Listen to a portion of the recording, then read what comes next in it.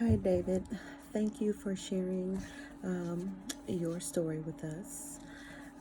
Often, when we think of a crisis, we automatically think that it's something that is catastrophic that happens to us. And a crisis, according to our textbook, a crisis, has various definitions. And what you shared with us was indeed a crisis, but it was something that interrupted, your normal pattern and, how you were doing things.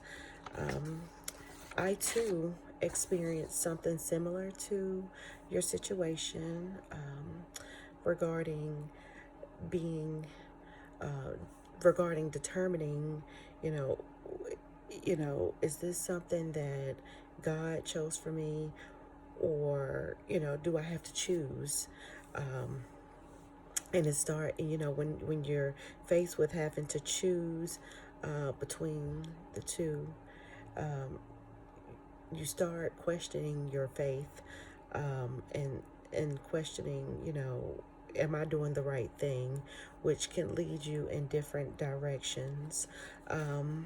Again, I experienced the same thing a couple years back. Before I had my daughter, I was experiencing some financial burden with having my daughter early.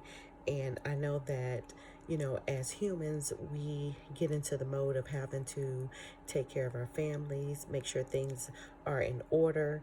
But in the midst of doing that, we lose the focus of relying on God to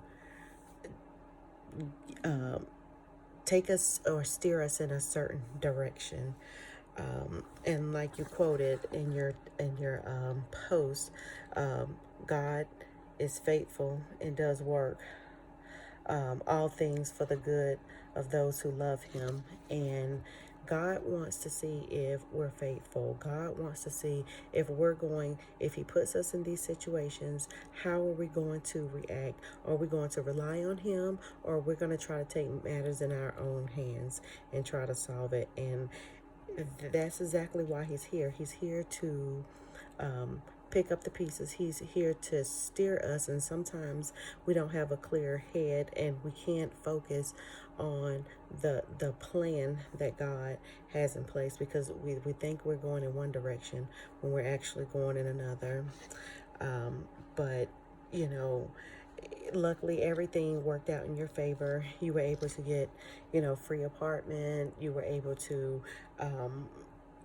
you know, rely on your church, and just all of your needs were, taken care of. So that's a good thing. And I'm glad that you ended your post and saying we must never lose sight of God's faithfulness, because as humans, we often do.